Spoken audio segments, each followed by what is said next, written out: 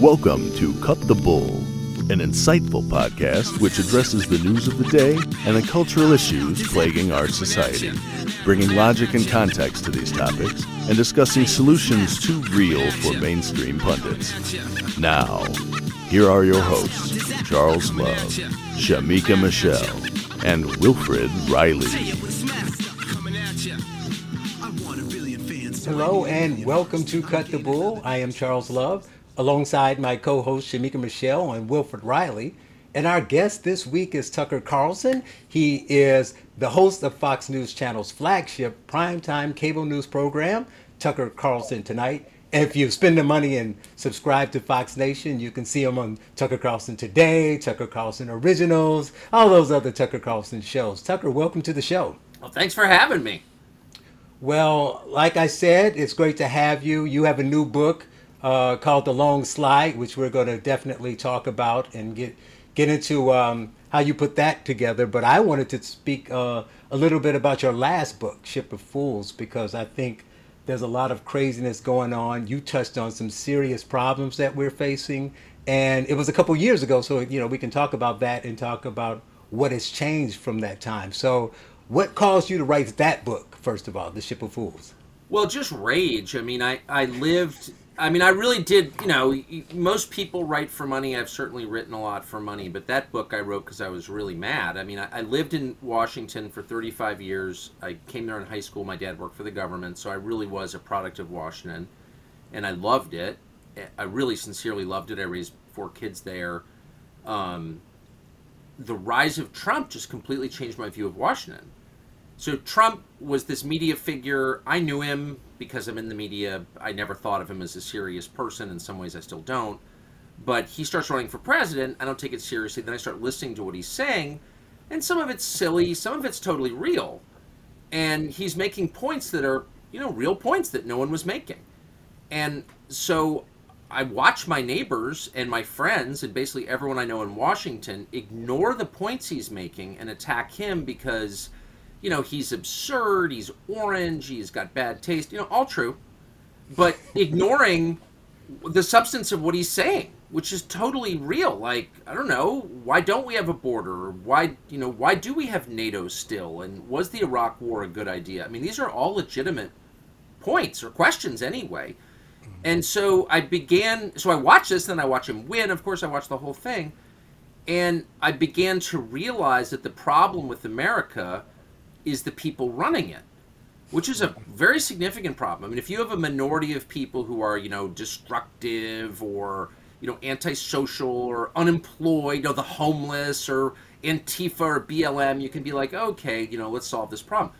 But if the core problem is the people who've ascended to the very top of the meritocracy are rotten and they hate your country and they're trying to destroy it, like, how do you fix that problem? That's a really deep problem. And I felt like I had a good vantage on it because I had lived in this world my whole life. It wasn't like I was some angry populist son of a coal miner or something. I mean, I lived in Georgetown.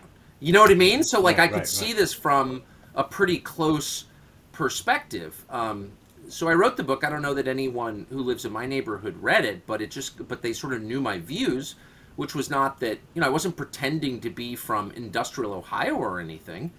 I went to boarding school, but I was very dissatisfied with the selfishness and the short-sightedness and the basically irresponsible, decadent behavior of the class that I'm from, and I said so, and ultimately I kind of had to leave Washington. I mean, I wasn't, driven at a gunpoint, but it became too uncomfortable to live there. So the whole thing was just an amazing experience, and just to answer your question in one sentence, no, my views have not changed. I think there were things I would change about that book, as is always the case when you write a book, but the core thesis that the problem is the people in charge, our ruling class, I think that's been verified for sure. Oh, without a doubt. I didn't mean that you would change it from that standpoint. I want to know, eventually we're going to talk about what's changed, because it was a couple years ago. So yeah.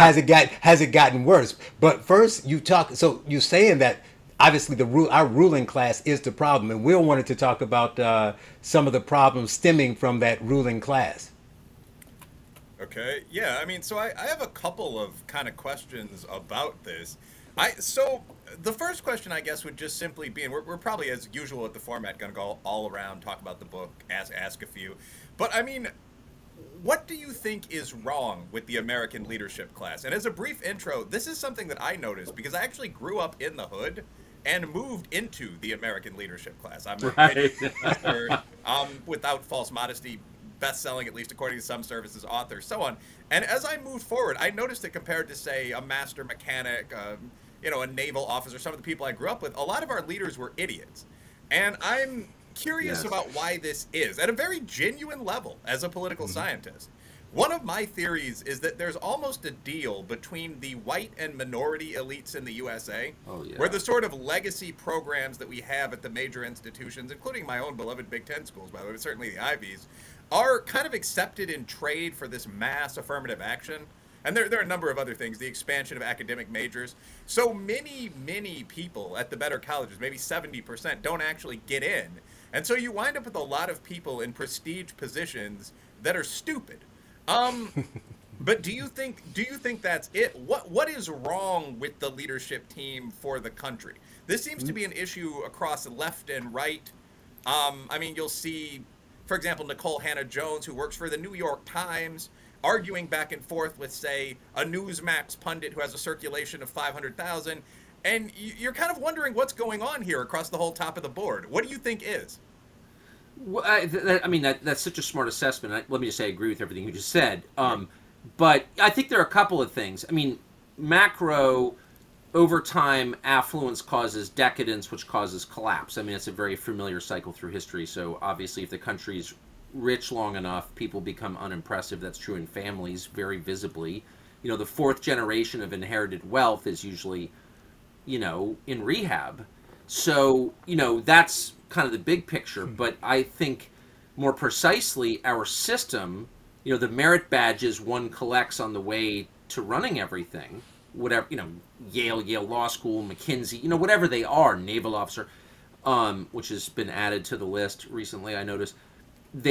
Our system itself doesn't produce the best people. I think we're screening for the wrong qualities. And it's hard to know exactly how you would fix it, but it's obvious that the people coming out of our top institutions are smart in some sense, but in relevant ways are, as you said, really, really dumb. And this week, I think one of the most interesting stories I've seen in a long time is this Nicki Minaj story.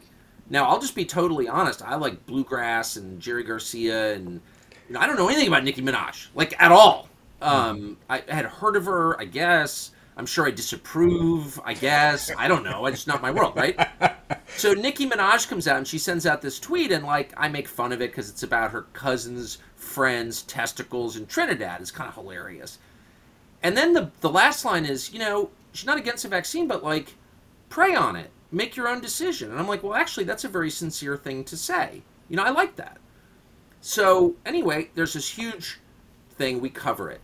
She is immediately and most forcefully attacked by Joyanne Reid on MSNBC, who basically uses the word sista with an H at the end 5 times in this accent, which she doesn't normally have, and patronizes Nicki Minaj look, honey, we're both African-American women, shut up. So I go on the internet and I look up Nicki Minaj's background. And she's genuinely, unlike AOC, she's actually from Queens. And she worked at a Red Lobster, as a 19-year-old. Joyanne Reid is the child of immigrant professors who grew up in Denver, and then went to Harvard. So, far be it for me to question someone's authenticity, but that's the game Joyanne Reid's playing, and she's lecturing Nicki Minaj on, who's a more authentic... it's actually, this is, in miniature, the whole problem. These are people who are obsessed with identity rather than achievement. That's basically narcissism. I mean, no kind of emotionally healthy person obsesses over identity. Identity, you can't change it. What is this, high school? I'm a more authentic whatever than you are. Please. These are the people running the country. You should be telling me the best way to run the country. But instead, it immediately devolves into this identity stuff, the shallowest level of conversation imaginable, and then it's fake. The lady from Denver and Harvard is lecturing the girl who actually worked at Red Lobster and didn't go to college and became really rich on her own. You know, whatever you think of Nicki Minaj's music, I'm agnostic. I don't think I've ever heard it. But she's a legitimately self-made person. She's making a super obvious, sincere point, and she must be destroyed. Like, that's our ruling class right there. Right there. Right. Shemeka, anything you want to say both about the ruling class or about the Nicki Minaj thing? I know you tweeted, retweeted something that she tweeted out about the Tucker clip. And then I noticed a comment under it said, saying to Nicki Minaj, you know, he's a white nationalist, right? Which is just funny. But go ahead, Shemeka. An all-black show. Yeah. Right. I just want to let Tucker know that, first of all, Nicki Minaj has a very pink vagina. I think that you should know that off tops. Is that from the video or just the song where she's like, bad Trinity, you know, got that? Right. Okay. Right. So, and yeah, I'm loosening my tie on that one. Yeah. When it comes to Joy Reid, I was just disgusted by the way she came at her. First of all, no one thinks Joy is authentic with that terrible bad Beauty World wig that she wears. You know, it's awful. It looks like something just died on her head. And I just think that, you know, she was the last person who should have attacked Nicki Minaj. And when it comes to the leadership of the country, I just feel like a lot of them are out of touch. They don't know exactly what people are looking for, what people desire, what we need, and they're just out of touch. Well, you know what I got to say about that? It's perfect, because one of the things that struck me the most about your book, Ship of Fools, it's important for two things. And I know you talked about your former neighbors in D.C., and many people won't read it because of the caricature, the straw man Tucker that they created that doesn't really exist. But it's funny because it's important for two reasons. One is because you do a great job in that book of talking about the problems, the core real problems and the causes, but taking us back, you know, because somebody might be 30 and they may not have lived in the 60s or the 70s and never saw America then. So you talk about the problem now and you talk about the exact same topics in the way they would have been addressed 30, 40, 50 years ago. And one point that you and Will made that made me think of it is, in the book you talk about there being an elite. And there was an elite, you know, in the 1920s, you know, the men who built America.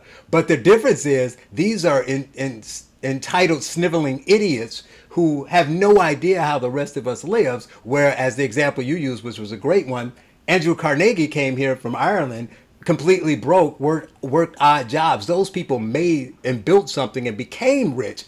But they can still, like Will said, he grew up in the hood. They can still reflect and remember what it was like and know normals. These people don't know any normals, right? And then the second thing is you say that they have no empathy for the rest of us. So they make the rules. They're trying to remain insular. They live an insular life, so they don't know what the rest of us do. They don't fly. And one of the great points you also make is you say even rich people years ago would take a road trip, you know, stay in a motel and stuff. It's like these people have never flown anything but first class or chartered, and they've never done anything. So they just don't know what the rest of us are doing. Yet they get to make policy that dictates how we live. I thought that was important. Well, exactly. I mean, it's so distressing to me how stratified the country has become, and it's happened incrementally. So you don't really notice it, but I'm 52, and when I grew up in a super affluent zip code in Southern California, a place called La Jolla, and everyone had, you know, weekend houses in Tahoe, and everyone got in the station wagon with the dogs and drove and, you know, ate at McDonald's and stayed in motels. And because, you know, maybe some people had more money, for sure. It's always been, you know, it's never been a flat society, but everyone felt like they shared a common Americanness, you know. And now, you know, I make more money than you know, obviously, and so I know rich people world pretty well, and like you would never eat at McDonald's or stay in a motel, like ever. Right. So but Shemeka, to your point, which I think is such a good one, like they're not actually improving people's lives. And I got married at 22 and had 4 kids and actually didn't have any inherited money, and so I went from being kind of affluent to being like, you know, not having enough money for a long time. And so one thing that taught me was if you want to improve people's lives, give them more money. You know, like how much you make matters. And not give them more money. That actually doesn't help people. But like, right. But allow when them people to. have a chance to make money on their own, especially men feel really good about themselves and really bad about themselves if they don't. And so it's pretty easy to measure that. You know, are you improving people's self-sufficiency and their standard of living? Right. Or are you not?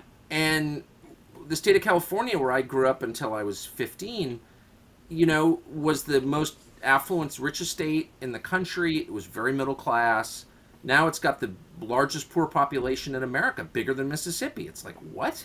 That's a fail. There's kind of no other way to spin it. So stop with the global warming or equity or all these like very theoretical measures of your performance, and let's get down to it. Like, are the roads good? Do the schools function? Are your kids learning anything? Are there jobs? Do you know what I mean? Like, that's super easy to measure. And by those standards, which are the basic measurements of leadership, political leadership, they've totally failed. And as they fail more, they rather than face up to it, maybe they can't. I used to drink too much, so I sort of know the feeling, like you don't want to know what you did the night before. You run, you know what I mean, to go have another drink because you just cannot deal with the reality of how bad you screwed up. Maybe that's what's going on. But as our cities become more dangerous and more clogged with homeless encampments and less functional, and the subways don't come on time, and like things kind of fall apart on a physical level, they become even more committed to these theoretical, unachievable goals like ending climate change. It's a weird psychological. Is anyone else noticing this? Oh, without a doubt. I think that, you know, they live a different way, like we talked about before. So their approach isn't about. It's become got ourselves to a certain level, but not off of our own work, right? We lucked into it, or we won an election, and hey, like Sandy Cortez, right? It's like, yay, I won this election, and look at where I am now. Not that she grew up poor, but, you know, now that she gets into that role, it becomes, I have no substance. I've created nothing, and I have nothing that I can build on going forward. So I must hold on to this. So it becomes more about holding on to your power than it does about helping people. How do I get reelected? So that's why, like, when I want to get Will to get in here, but really quickly, when Hillary ran, you know, I got to be honest, at the beginning, I wasn't really concerned about Hillary. Didn't agree with her. But I was like, she doesn't really believe any of this madness. But then the light bulb came on. I said, that's the problem. That's what makes her more dangerous. I'd rather have a guy like Bernie who's crazy but believes it than somebody like her who just do anything to win, because who knows what she's going to do the next day. I have the same gut react. I completely agree. And I would see these conservatives on TV being like, oh, the real fear is Bernie. And it's like, no, just the opposite. I'd rather have someone I can understand who's sincere, who actually means it, who at least thinks about, you know, balancing the power a little bit, which we definitely need to do, who thinks the banks have too much power, which they do. Right. You know, I don't agree with Bernie on like most things, but he was way less scary to me than Hillary. And Hillary, in a moment, would have become worse than Bernie if that would have been what would have made her win. Oh, yeah. So then you end up getting Bernie anyway. Will, what do you got? Yeah, one question here. So when I've read most of Tucker's writing, and one through line here, and by the way, I mean, I noticed that Tucker made the joke in passing, like as a white nationalist or something like that, or Charles, you did. I think that idea, and it's kind of entertaining that this is generally an all-black panel show, but I think that idea, and really being frank, the through line for a lot of what we're talking about, like the population of the state of California doubling and getting poorer, is sort of immigration into the United States. So I have a question about that in a second. But first, Charles, what you mentioned, I think that the generational guilt of sort of born rich elites is the reason we see so much stupid shit being proposed. It's sort of like, I didn't have to fight for where I am. I understand that where I am is unjust. Not everyone gets to, you know, summer in the Hamptons and so on. So when people tell me, perhaps my minority classmates at Yale or something like that, what the struggles in society are, I'm going to pledge kind of troth to fight these things. I'm going to believe this, even though these people might not be any more oppressed than me. And this is how you get, I mean, there's one shared viewpoint among all of these people, you know, that crosses from, you know, I don't wear fur because the naked person in the PETA ad told me not to I support open borders to I want to defund the police very, very often, even though these concepts don't inherently have a lot in common. But returning to the actual point I was going to make, I mean, Tucker, what would your policy on immigration be? I assume this doesn't even really need to be said. I assume you're not, in fact, a white nationalist. I don't think there are. Let's ask to make sure. I mean, no insult. Like, I assume there are very few of those in the country in any I don't even real know what sense. it is. But the label, that seems to be one of the labels, like communist used to be on the right, that's used to kind of libel ideas that can't be discussed in the public square, sort of. Mm-hmm. I mean, you see this with any sort of Tom Sowell discussion of like race and culturalism, which is actually like my academic research. You see this with any discussion of IQ gaps between countries. I think that's cultural, but I mean, the old Arthur Jensen stuff's going to be off the shelves in a couple of years. And you see it with any discussion of immigration. Sort of certain ideas limiting this flow of new citizens are seen as automatically racist. But at the same time, there's a reality that you can't import more than a certain number of people into a country with limited natural resources. So I guess this question is one sentence. What would your immigration policy be? I mean, well, I would say I think you're characterizing the slur correctly. It's an effort to get you to shut up. And, it's funny. I always would tell my kids when they were little, the insults that wound are the true ones. So, for example, I'm a donut guy, really try not to, but I tend to, gain 30 pounds and not even notice. It usually happens at least once a year. And if anybody ever mentions, like my college roommates, whenever I see them, like, God, you've gotten fat, it always hurts my feelings because I know that it's true. Because, I do tend to get fat. Me too. As you know, the racism thing, I've always been like, what? No, I do have some views that are probably not mainstream.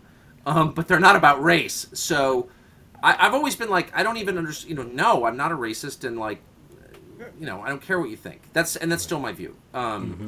So they only can make you shut up if you shut up. And I'm not going to. As for immigration, I mean, I was born here in 1969. So, I have pretty conventional views on immigration. I like immigrants. I think in a lot of ways they're more impressive than I am. But that's actually the problem. That's the problem. It's native-born Americans are becoming less impressive. And the answer is not to paper over them with new people. The answer is to serve your own people who were born here, regardless of what they look like or where their parents were from. You have a moral obligation to your people if you're the government. You exist for them. That's the only reason you exist.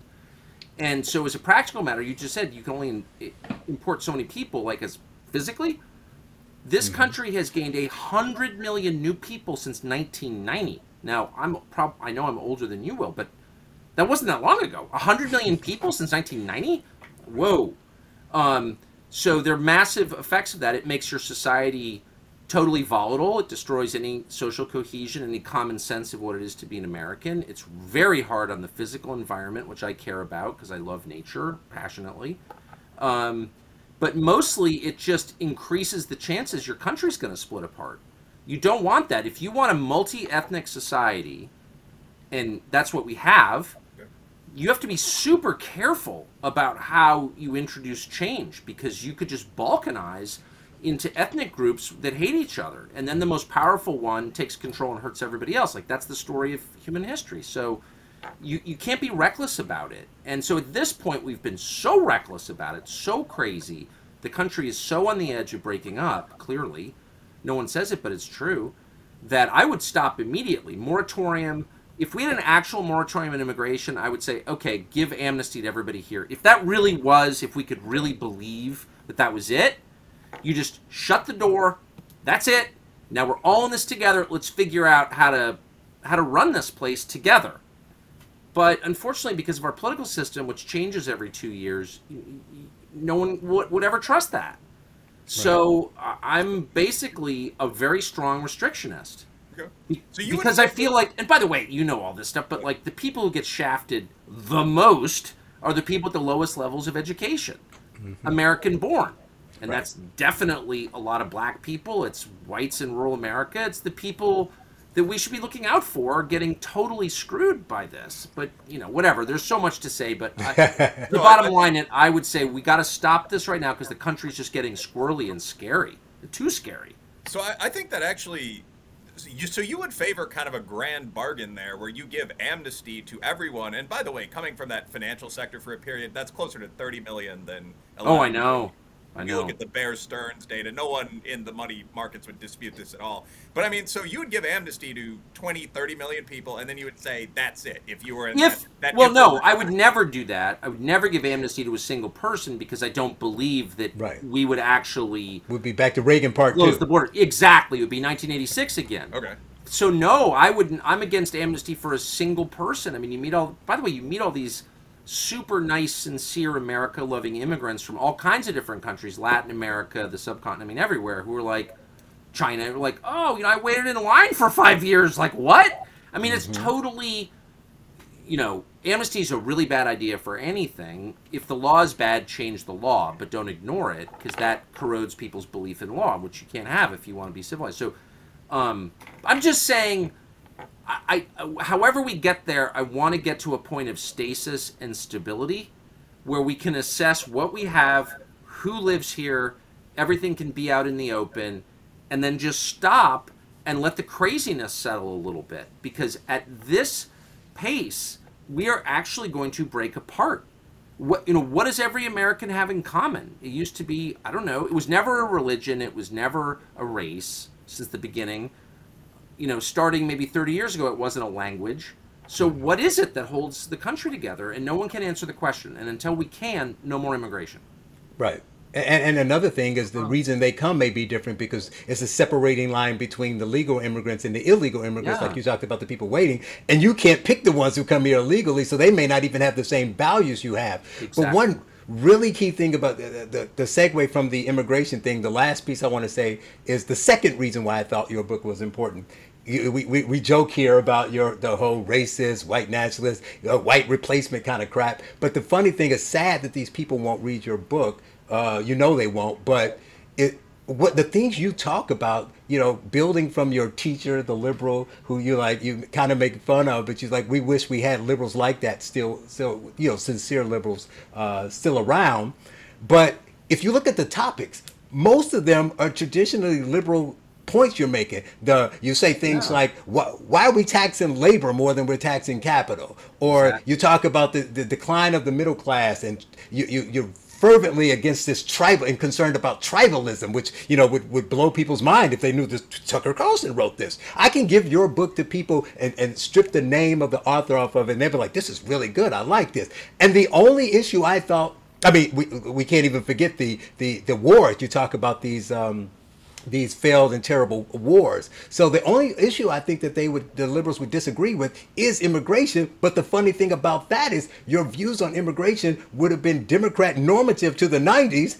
And now it's considered racist. They call you racist mostly because of that topic, but you sound like the most of the people I know in the black community. Right. So I wish that people would read the book and understand that all you're doing is saying these are a problem. People say that, and I want Shemeka to talk about this because she could talk about what blacks think about the mass illegal immigration. But people talk about immigration, how it hurts the poor, like lowest on the totem pole, like you mentioned, from an economic standpoint. And then there's a crowding issue, of course. But no one talks about that it changes your neighborhood. So to the black people who always talk about gentrification is bad, we like living in our, ethnically normal, neighborhood where we can, know what the culture is like and have a familiar neighborhood.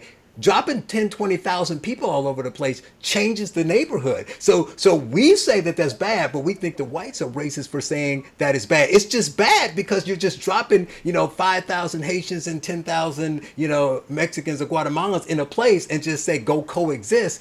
But it's not even the legal immigrants. It's people who came here for a better life, mind you. No knock against them. Right. But they didn't come here because they love America. The legal immigrants came here because they wanted to be in America. So I think that outside that topic, people need to understand how serious that is for sure. But outside that topic, your book is nonpartisan, which is the funny thing about it. But no one will read it because it's Tucker Carlson. Well, that's the point of, they say white replacement theory. Right. How honest do you want to be? It's black replacement. I'm just like, I'm from California. Look this up. In 1990, Los Angeles was 10% black. It's now 7% black. Mm-hmm. Okay? The city of San Francisco always had a thriving black community. It's gone. Compton in LA was the largest black community west of the Mississippi. It's now Spanish speaking. So the truth is that these waves of immigration really affect not, I said they affect all poor people. That was a little disingenuous. They don't affect you that much if you live in rural Maine. Mm-hmm. They affect you a ton if you live in Compton. And this idea, and only white liberals, being totally blunt, is the group that I'm maddest at, believe that like everyone who's not white is exactly the same. Like, that's insane. I lived in DC. We had a huge influx of Ethiopians and Eritreans. Now, I always liked them. They're very, I don't know if you've ever met any, but they're very impressive people, super hardworking. A lot of them are serious Christians, which is important to me. So I really like the Ethiopians, and I like their food. Holy smokes, guess who didn't like the Ethiopians? DC was 70% black when I was a kid. Native-born Americans, all been here, 400 years, whatever, just Americans. The tension between those two groups was like insane, but nobody ever wanted to say anything about it. And I always felt like, maybe some of the preachers in town or their political leaders should like pipe up on behalf of their voters and their congregants to like speak up for them. But nobody ever did. It's kind of not my fight, but I just watched this happen, and I was like, you're kind of selling people out, honestly. I'm just being blunt. Right. Shemeka? Well, I don't like immigration, especially illegal immigration, probably for different reasons. I noticed that, coming through school, K through 12th grade, we got 2 years of Spanish. But then as an adult, you go to get a job and they say, are you bilingual? Well, yeah, I speak English and sarcasm. Isn't that enough? And I don't like the fact that, my neighborhood that I grew up in, my grandmother still lives there. There are a lot of Hispanics moving in. They have 6 and 7 cars in the yard, and the music is playing real loud at night. All you hear is, I don't like it. It's not Nicki Minaj? That's not, no. And I noticed that even the health center that used to be black and just feel like, it was family. Now you walk in, you don't know who the providers are. They don't know each other. They don't know your name. They don't know your family. It's just changed. Yeah. And so for me, it's almost like we have to cater to them now. And as a black person, I feel like, well, we've been here a lot longer. Why do I need to learn Spanish? Why can't they come here and learn English? My ancestors had to learn English, I don't like that. And I do notice that they get the jobs the most because they're bilingual. Their men are taking the job. Sometimes they do work a little harder. I'm looking for a Hispanic lawman right now. But it has changed, and I think that they have to be honest to say that even black people don't like it. It's not about, white people not wanting to be replaced. We see what's happening, and yes, we are being replaced as well.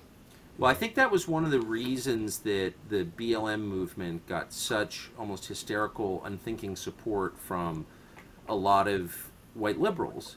I think people kind of know this, that the real victims, a lot of the victims of this massive demographic change are black people, particularly black men. And I do think there's a lot of guilt about it that's never articulated at all. And if a friend of mine, I don't have, a ton of close friends who are prominent African Americans, but I do have one actually who's famous, who said to me, who's very smart, and who said to me last summer, he's like, political power for black people is like kind of done, just as a demographic matter. Like, this is the most power black voters will ever have to be heard, because the changes are so in the other direction that just, it's politics. It's about votes. So like, if you don't represent a meaningful share of the electorate, no one listens to you. I mean, that's just true. That's our system. That's how democracy works. So I was like, I hadn't really thought about that. And he's like, and that's why they're so like, the Gap is sending all this money to BLM, because they kind of know that these people are being shafted. Maybe the group to whom America historically owes something are just really getting screwed. And I think there's some truth in that. One of the things that's actually, just very quickly, one of the things that's really interesting here in terms of the stuff that me, Charles, and especially Shemeka have said, is that we probably all would get fired if we were Caucasian for saying it. Like, I'm looking for a gardener, and my first qualification is Hispanic because they work hard. I mean, so I think that one of the things that's interesting about this is that white people as a group aren't supposed to have any ethnic identity whatsoever.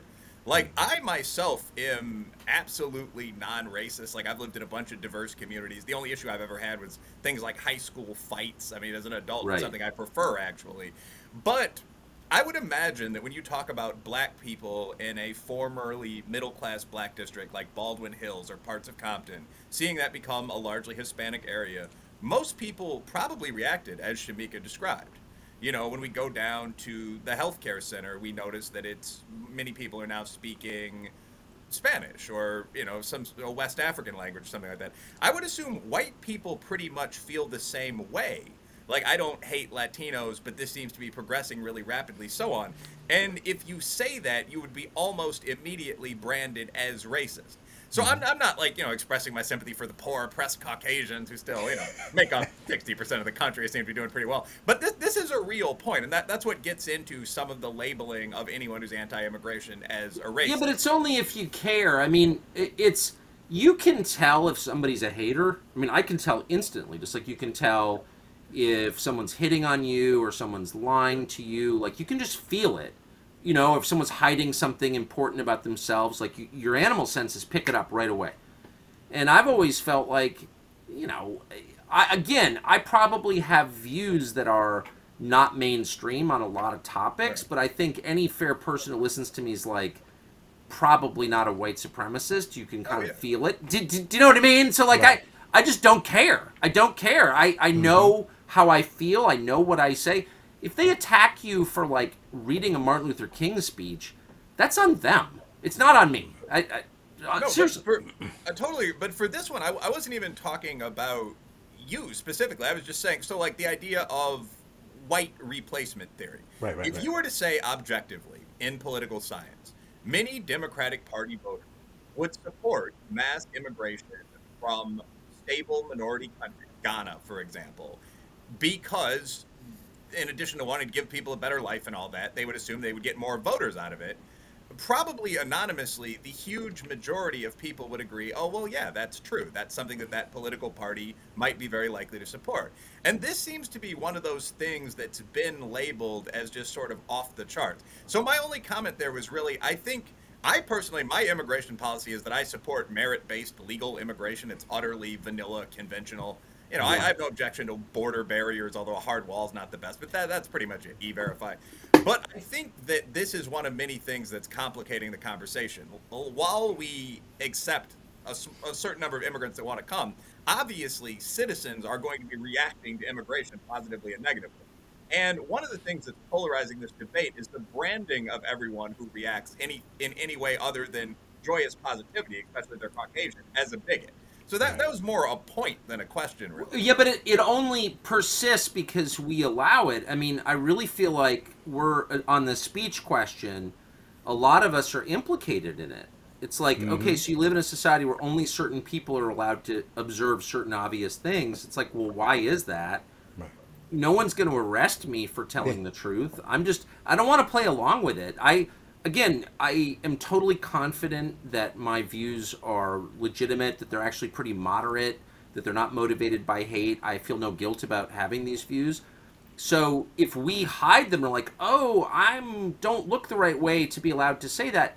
Who is that on? It's on us. We're adding to the tyranny by playing along with that bullshit, and I'm just absolutely not going to, not for 1 second. Like, no way. So we got to get to your new book, obviously, but I got one last thing to say about the last one. The subtitle was How a Selfish Ruling Class is Bringing America to the Brink of Revolution. It was written in 2018. How close are we to the brink? Man, a lot closer. I mean, a lot closer. I felt like, because I covered politics for a long time, and I felt like Trump's election was, politically speaking, was a revolution. Like, really, you elect Trump? You had 16 other perfectly respectable Republicans to choose from, and you chose the casino guy who's orange? Like, what? So just right there, that was a revolution in the terms that I'm used to thinking of, you know, politically. That did not resolve the underlying problems. It didn't even adequately address them. So the divide between the people who make the decisions and everybody else is even vaster than it was 4 years ago. And that's the fundamental problem. You can't have a system in which the people making the decisions don't care about the people affected by the decisions unless it's an authoritarian system. That doesn't work in a free society, period. And that may be one of the reasons we're becoming an unfree society, and it is becoming authoritarian, COVID being the pretext for doing that. Right. But that's just like poli-sci 101, you know. Right. You just made me think about that, though. So you talk about it being almost like a revolution, and it's like we say, well, obviously you could see it coming. It made sense. People were mad, right? Yeah. But what I've never seen before, I've seen that before. You look through history, you see it, right? The French Revolution, Russian Revolution, you see it. Yeah. People get mad, they uprising. But what's unusual here is that when the people got mad and they started with their revolution, what's different here is the elites and the ruling class then got mad. Exactly. So now they're just like, well, we're mad too. So now we're going to punish you. So that's what we're seeing. We're seeing them react to that and say, well, now you're going to be punished. Now you can't speak. Now we're turning your Twitter off. Now you can't do this. Now we're going to call you a white replacing whatever thing they go. Now, you know, it's crazy. So now we have this battle. And we've never really seen that fight like that before. Like the ruling class would fight back with you know, whatever strength they had. They were like, you know, send the troops out there. Not in the weird way that the elites are doing it now. And it's something different. It's I don't know how to assess it, but it's weird. Well, it's the wrong way to do it. I mean, well, definitely. One of my kids did something really outrageous, you know, like showed up at Christmas dinner naked or something, you know, like truly over the top. Obviously, I'd be upset, but I would also say to my wife, like, maybe there's something wrong with this kid. Like, we need to really think about, why would a kid do that? You know, what we love our kids. So if they behave in a way that's unacceptable, we're distressed, we're angry, but we're also curious as to why. Why? No, they didn't want to know why. They decided they hate the people they govern. Like, that is totally dangerous. That's a recipe for a full breakdown. It is, because it's just not sustainable, and it's going to happen. I mean, the Nicki Minaj story is a perfect example.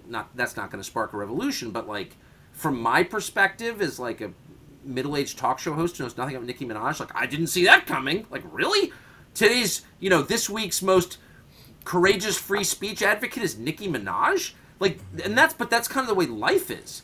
It like comes, this weird thing catalyzes something much larger. It comes out of nowhere, and that's gonna happen. And I'll tell you exactly what's gonna happen is they're gonna overreact and hurt someone, either physically or figuratively hurt someone for doing something totally legitimate, and it's gonna really get people upset. And I don't want any of this to happen, but you can feel where this is going, obviously. Right. All right. So the long slide, you have a collection of articles you've written over the years, your 30 years in American journalism. What made you put this collection together? And, you know, is there a theme to how you picked which articles you were going to include? Well, I put it together because I owed Simon & Schuster a book.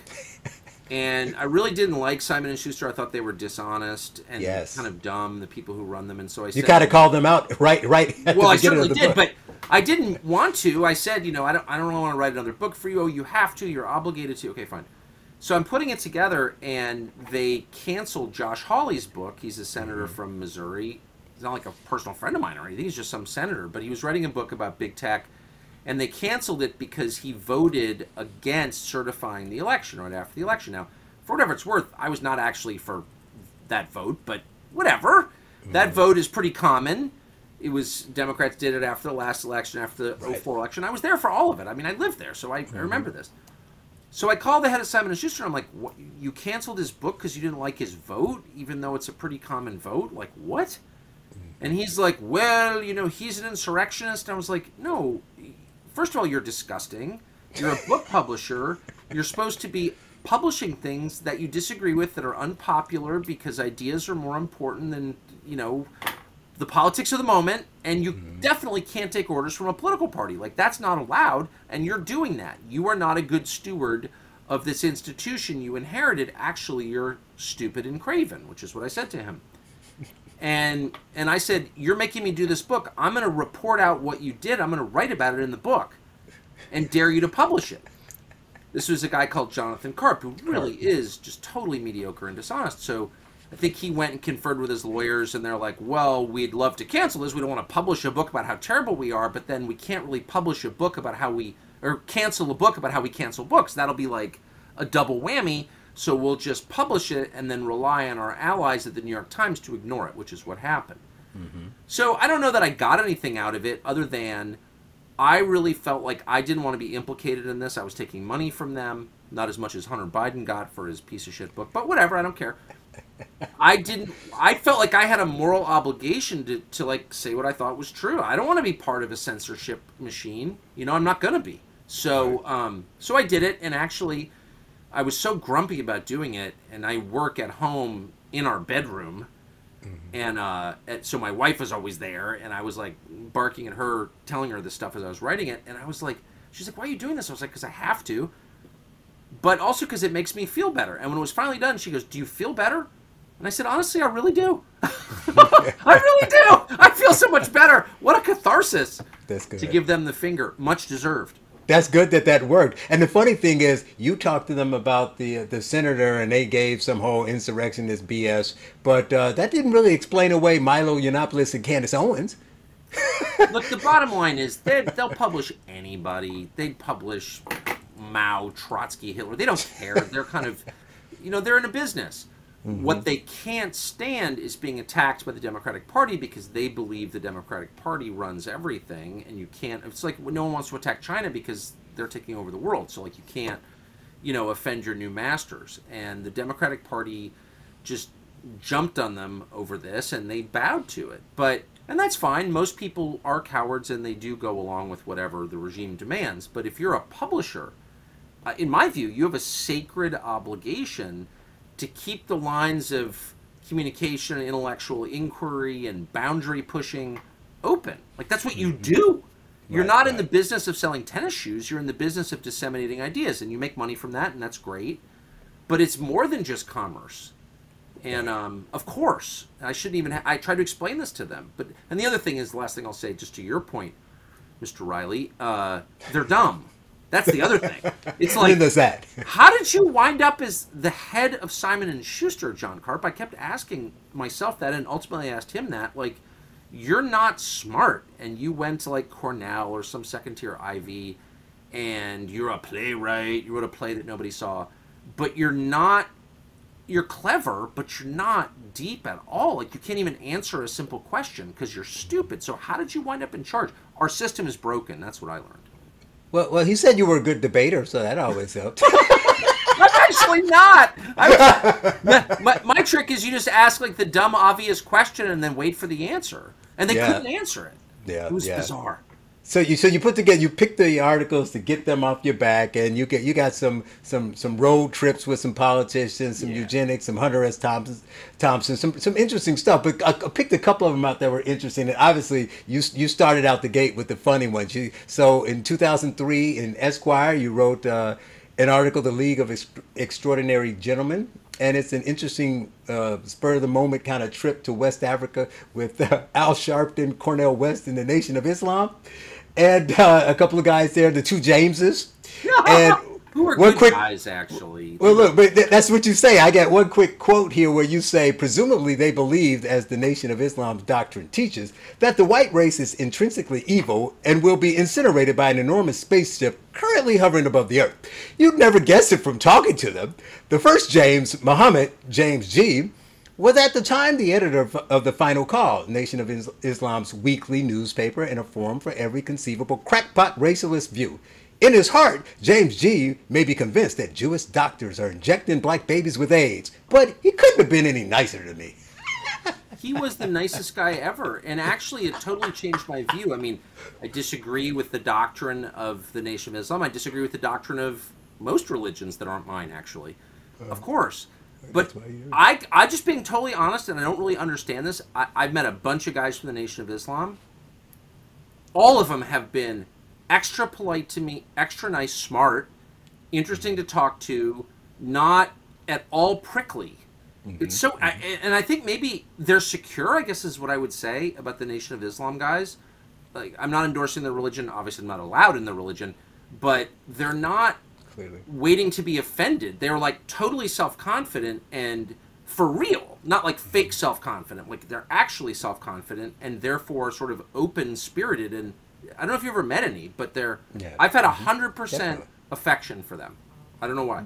Right. Well, I mentioned it in a couple of the other. I picked out a couple of the articles because obviously you owed Simon and Schuster a book, but still, there was still some interesting things there and things that made me laugh, and there were some parts of these things that were just hilarious. Shemeka, were there any that stood out to you besides the Sharpton, or anything in the Sharpton one that you wanted to talk about?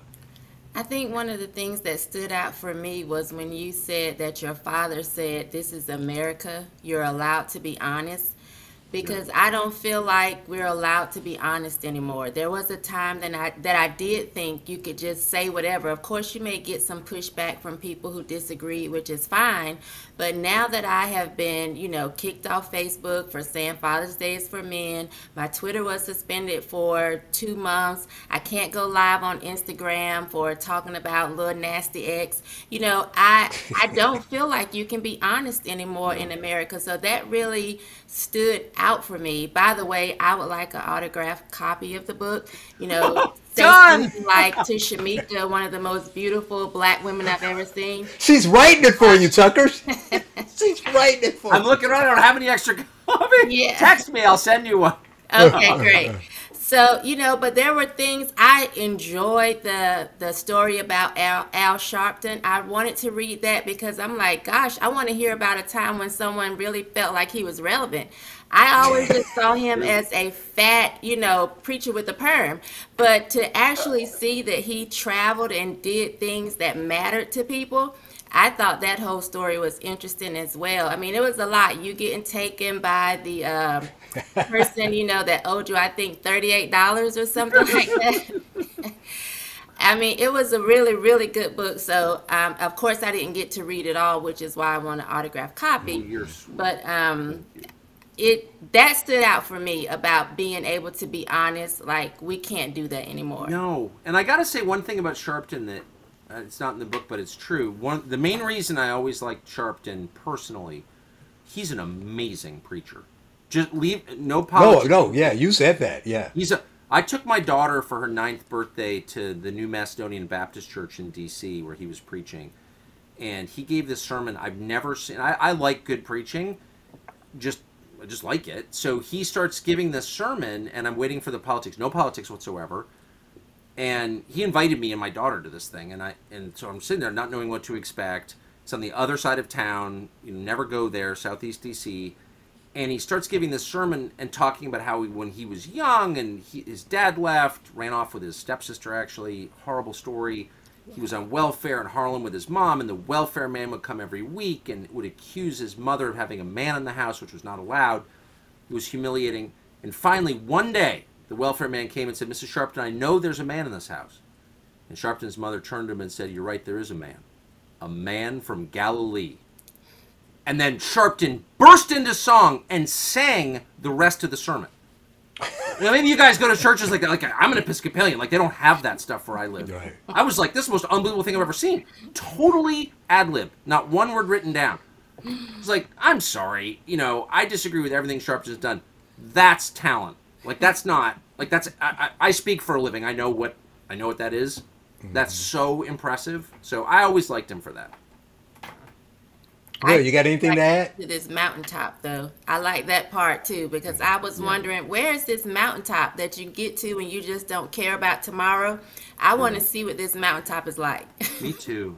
I love the idea of that. Yes.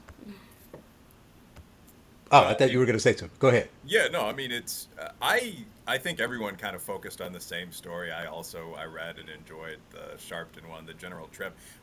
I think that there is a respect that, sort of an amoral respect that most people have for competitors that are kind of witty and engaging, whether they're on your team or not. Like, the phrase that comes to my mind would be like other pirates or honest rogues or something. Yeah. Like, if you offered me a chance to go to Africa and party with Al Sharpton, like 100, I'm going to do it. And this would also apply to Nicki Minaj. It would apply to all of you guys, actually. I mean, it would just, there's something in life that matters actually a lot more than being conventionally good by your society's standards. The Baraka, the Pacific Islanders used to call it. So, yeah, I mean, all those people had the Baraka. It's a good, funny story. I mean, and I've been in some similar ridiculous situations, like showing gangbangers how to do calculus, or debating alt-righters and then taking them to dinner because damn it, I'm the host and that's what a gentleman does. And that's where you get most of the interesting things in your life. Right. Totally. Yep. I pitched that story to David Remnick at the New Yorker, and he just like instantly. And this was before I was, famously evil. I was just a magazine writer. And he's like instantly out of hand dismissed it. I was like, really? With, Archbishop Franzo King of the Church of St. John Coltrane? That doesn't sound like a fun trip to you? By the way, I say one last thing. I think you said, Will, about Ghana, or Charles said, bringing in all these people from Ghana. One thing I learned in Ghana is if we actually did bring a lot of people from Ghana into this country become a lot more right-wing really fast. Oh, right. That is not a liberal country. Right. No, right. my Zuby online, the rapper, I think we're all friendly with Zuby, actually. Yep. But I was talking... Does our intro. Yeah, I was talking with him oh, yeah, he does. He does our intro. Good music. But, I mean... Anyway, but the point of this, though, is just like we were bullshitting online, and this line is totally original to him. I didn't have anything to do with it. But he was talking about, like, the idea that black conservatives are rare, unicorn-like creatures is insane.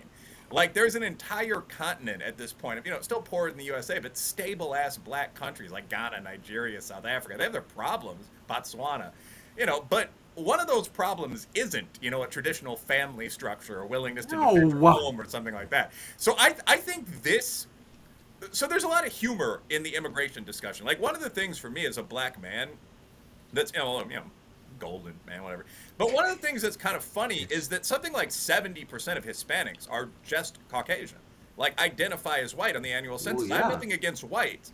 But the idea that as a black guy, we should take in more competitors from underperforming Caucasian societies, I don't really see a moral duty to do that. So it doesn't make any sense at all. The same thing for Eastern Europe. But so we get into all these complex debates. Like, I'm going to end on this. I think the left would absolutely change its position on immigration within months when not just black, but white South Africans start fleeing their upcoming civil war, for example. Like, diverse group, because it'd be both of them, but diverse group of, like, business people, all about farming and Jesus. Like, you're going to see all sort of like an incredible reversal of policy, like no amnesty for race warriors. Right, like some of the black guys might get through, none of the whites, but you're going to see just this incredible, like, 360-degree spin. I'm waiting for it. But you're seeing it even now. It's like they're in such zombie mode. They don't think through their own slogans ever. And so with these Afghan refugees, they keep telling you that if you're against it, you're a racist. And it's like, have you ever been there? Have you ever met a Pashtun? I mean, they're blue-eyed. They're whiter than I am. And by the way, their views on social policy are not liberal. So basically, you're letting in, a ton of white guys who don't speak English who absolutely hate your social programs because they're not only right-wing, they're Afghans, they're Pashtun tribesmen. Generally, I think they're going to wake up to this one day and be like, oh, wow, how do we talk ourselves into this? Generally, what both alt-righters and SJWs do when you bring this up, just very quick line, is resort to magic. Like, what both groups will normally say is, like, but they're Muslim. So, like, if I'm making the point... Which they're not all in Ghana, but go ahead. No, but I mean, Ghana's a black country, though. But like, oh, you talking about the white ones. Right. If I'm making the point, like, we need to fix up some things in our own community, but there are a whole bunch of collapsed white countries. Iraq. I mean, Afghanistan. The general response will be, well, those don't count as whites. And this is true from the social justice side as well. Like, whiteness is almost associated, it's almost Brazilian with them, right? Whiteness is success and conventionality. So, like, I'm often told online, like, you're not really from the hood, this sort of thing. Why? Because you're wearing a jacket. It's this idea that whiteness is something that transcends the successful middle-class person or something. It has nothing to do with skin color. So a Ghanaian is white, an Afghan is black, deal with it. Right. Well, I was going to say, well, in that case, when they say that you mentioned Iraq or somewhere else and they say they're white, then you say, so the Jews, they're not white. So you can say, so then the Jews aren't white then. Well, it's the whole thing. Right. So that's what, it starts to freak me out when everyone begins to think this way, not just because it's silly, but because, again, like, then why are we all here in this country? Like, what, I really think a system that has 50 semi-autonomous governments spread over a continent is pretty ripe for breakup. I mean, I don't care how strong you think the federal government is. Like, that could absolutely happen. Right. And I don't know. I think this stuff pushes us toward it. I just can't stand thinking that way. It actually makes me feel guilty even to be like, well, you know, Asian voters or whatever. It's like, no. Right. That's a brain virus. Like, we've got to stop that stuff. Well, one thing I wanted to say, though, I wanted to talk about an article you wrote that I think should have been added to the book. It's I was doing some research for one of the things I was writing, and it popped up. And I was like, man, this is good. I was writing about Bronzeville in Chicago and how it was an extremely successful black community with businesses and all those kind of things in the 40s and 30s. And you look for it now, and there are fewer businesses there that are thriving now than there were then, and talking about that. And I'm looking up other things like that. And an article you wrote in '96 in the City Journal called Washington's Lost Black Aristocracy came up. On Dunbar High School. Yeah, and it was just great. You talked about D.C. and these 40 blocks they had, and foolish how people talk about there was no successful and upper and middle class black communities that were thriving, and it was this beautiful piece, especially for a white nationalist. And I'm like, man, this is great. So I'm like, I wish that would have been in the book. I'm going to share it with people. I think people should read that. I wrote a bunch of pieces. I wrote 3 pieces. I actually got a book contract to write a piece on that because I had lived in D.C. and D.C.'s a really interesting, very old-fashioned city. The reason I didn't continue with it, again, just being honest, was if you actually talk to people, I mean, it was a reported piece, so you know, and this was 25 years ago, so there were still people around who grew up that way and remember it and the whole thing. I mean, a lot of people. Mm-hmm. And if you ask them, like, well, Dunbar High School had, like, legitimately impressive numbers before the numbers were doctored, mm-hmm. of people getting into, you know, just performing really well, not just getting into good schools, but also being, you know, leading really impressive lives. Like, Dunbar High School worked. What changed? And there was a bank and a hotel, and the whole part of town was thriving in a way relative to the way it was when I wrote the story. And if you ask people, 100% of the D.C. residents in this neighborhood, you'd ask, be like, integration. Whoa. And that was like, that was too mind-blowing for me. I just couldn't even weigh in on that. Do you know what I mean? Right, like right. I'm sorry. Even but that's I have common. My limits, yeah. But I'm just telling you, I don't need to tell you, I'm sure you already know this. Everybody said that. Yep. So if you get time, we each have a quick final thing. I know Will wanted to ask you something about COVID. You want to give him his COVID shot? Not literally, of course. Oh, yeah. The COVID thing, I was actually more interested in immigration, so I think COVID's been beaten to death in the media. But if we're moving there, I'll ask it. So what is your position on the COVID-19 vaccine? There's been a lot of discussion across left and right-wing media about this, ranging from, I mean, you must take this now to, you know, I think this is dangerous. Again, we've all made jokes about allegations of racism in the press and so on. One of the comments made in a lot of the lefty media I consume on sort of, you know your enemy and entertainment grounds is that, you know, the hosts on Fox are openly discouraging people from vaccinating. What do you think about COVID vaccines? Just broad as you want to go. I think think they work. You encourage people to take them. I think we don't know very much about them. We thought they prevented people from getting COVID and prevented people from spreading COVID, and those have turned out to be completely untrue. So there are probably a lot of other things we don't know. As a policy matter, I feel like if you want to get the COVID vaccine and you think it protects you, go ahead. And if you don't, don't. And anyone who's worried and thinks it works will have the confidence of being protected. And anyone who is uncomfortable with it, you know, doesn't have to. It's like a really simple solution. I don't understand why that's so controversial, but I still feel that way. I think there is a massive cost to forcing people to violate their own consciences. You end up really destroying their spirits, actually. So like, if you want the vaccine and I give you the vaccine, it's great. It's totally cool. But if you think that taking the vaccine is dangerous, you've got like a real objection to it, and I force you to, honestly, I've like made you my bitch at that point. Like, I've destroyed your spirit. I've done to you what they did to Winston Smith at the end of 1984. I've broken you. You know what I mean? I showed that I can overpower you and force you to do things you don't want to do, and I've gravely diminished you as a man. And why stop there? Why can't you just force him to do other things? Yeah. But I think this is a sadomasochistic exercise. I think getting you to obey, crushing your defenses and making you obey them is the whole point of the exercise. Like, that's all it's about. Right. And it's really scary. So I feel like at this point, you know, I'm not participating at all. I'm not going to answer any questions about it. I'm not, you know, whatever. Personally, that's me. But then, you know, I don't have to. I live in a weird rural area. I don't have to participate in a lot of things in America. So it's easy for me to say that. But I think it's really important that people not participate in the sadomasochism. If you want to get the vaccine, Godspeed. I have relatives who got it. Great. You know, but if you don't want it, don't get it. But don't let them make you get it. I think that's really important. Well, my own take, just one sentence, is utterly conventional. I'd talk to your doctor. I will say, though, the spin now is a bit unusual in that the idea is the vaccinated people need to be protected. The vaccinated people need to be protected from the unvaccinated, so the unvaccinated need to get vaccinated.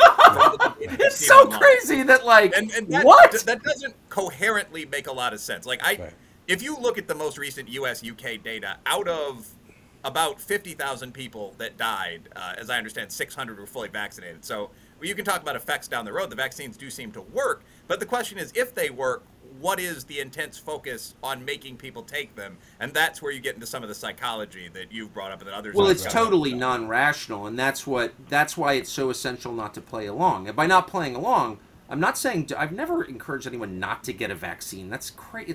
It's crazy. I've never said that. I don't think that. No, that's not what I'm saying. I'm saying don't let them make you do something that profound. Make you take a medicine you don't want? Are you freaking kidding? Absolutely not. Absolutely not. I will never. I don't think anyone should ever participate in that. And here's my quick one. I've been watching your show since the beginning. Love it. But it changed and it morphed a bit over time. And I always said if I got a chance to talk to you, I would ask you. Your show started, and you would have these liberals, a lot of lefts on, and just ask them questions, just simple questions that they couldn't answer. And I loved it, and I would double over in laughter. But I immediately, after the third episode, said, he can't keep this going. Not because he's not talented and it's not great TV. They're going to get the gist, and they're going to say, we look stupid, please. And they're going to start calling each other and say, don't go on there. And the fact that the show in its current form is so successful and great is kudos to you. But was that a deliberate change, or was it because the left stopped answering? It was a boycott. It's so insightful. You said that's exactly what happened. It happened in 1 week. And I couldn't, even people who'd come on the show a lot, or a bunch of members of Congress who were always looking for publicity, and I wasn't against them personally. I'm pretty... You know, I don't like politics to be too personal, so I get along with them. Fine. Eric Swalwell came on all the time. But, you know, Mark Pocan of Madison, Wisconsin, all these guys. In one day, we never got another liberal guest. And it was really sad. I love debate. I think it's interesting and fun. I've lost a number of debates on TV. That's okay, too. I'm not insecure. I do it every day. It's okay to lose once in a while. So I really mourn the end of that, but I can't control it. Right. But that's the key. You know, like I said, kudos to you. The show is great now, and it's still good, and you were able to shift and keep going. But that's like when I saw it, I said it can't keep going. It's too good, and they're not going to keep coming on because they look like fools. But now all I do is talk, which is so bad for you to be on transmit all the time. It's really good to be forced to listen to somebody once in a while. And when you're debating someone, you're listening very carefully. Like every word is just in high relief. And now it's just like me bloviating. And I said to my wife, like, I'm going to become a serious asshole in short order here, you know, because all I do is talk. And she's like, yeah, you're right. That's a concern. And we always end with Shemeka. Shemeka, what do you have? Well, I want to ask you something on behalf of all your viewers, something that I don't know if you've ever addressed. Uh-oh. Look out, Tucker. Tucker. I would like to know what type of shampoo and conditioner you use. Oh. Well, honestly, there's actually a story there. It's funny you said that. I've always used something called Dial soap, which comes in orange bars, and I used to buy it in large quantities at CVS near my house in D.C. just because, and I shave with it too, every day. And my producer Justin Wells, who is a wonderful person and a genius, knows me. I don't like to be told what to do. I can't deal with it. So instead of, and he knows me well. So I was at home last year, 2 years ago, and I had this huge box at home, and it was full of shampoo. And I said to my wife, "Where'd this come from?" Your producer said it. So yes, that was his way to encourage me to use shampoo. So I use these little bottles are like that big of shampoo. He sent me like 1,000 of them, and I put them in I honestly know what it's called. It's not that I'm unclean, but I've never been a wear aftershave. I like simplicity. I believe in simplicity. Fast shower. I always shave in the shower. Soap up my face with the soap, shave, wash my hair with the soap. I pride myself on being low maintenance. I honestly don't think that I have checked a bag in the last 20 years on an airplane. I don't care where I'm going, how long it is. I'll wash my clothes in the sink. I do not check a bag. Period. Me either. This is a two-part question, though. When it comes to your hair, Trump said that you had better hair, but he gets more pussy. Is that true? He said it was true in the book. It was true then, but then... I think happily married people do pretty well, actually. And people with volatile personal lives go through, peaks and valleys. So, like, one moment you're at, like, an orgy at Studio 54, and then the next minute, you're alone. So, I can't speak for him. But, in a hotel in Russia. Yeah, exactly. You got some hooker. No. No, I've been married 30 years. 30 years 2 weeks ago, actually. And, congrats. And really happily married. It's been that's the only reason I'm happy is because of that. Like I really do think that's the key to everything. In my case, it was just a pure accident that I married someone I still really like, but because I know a lot of people for whom that's not true. But in my life, it's been very easy. Of all the problems I've had, getting fired or, all the problems that arise in life, I've never had a problem in my marriage. It's always been really calm and happy. Kudos to Susie, right? Yeah. In fact, I've dedicated 4 books to her, and I said to her the other night, I was like, when the book came out, I was like, do you have a lot of friends whose husbands have dedicated 4 books to them? And she goes, no. And I said, Look at that. Are you kind of impressed? I think she kind of said no. For granted. Not too impressed. Well, that is a great way to end it. He is Tucker Carlson, host of Fox News Tucker Carlson Tonight. You can subscribe to Fox Nation and see Tucker Carlson Today, Tucker Carlson Originals.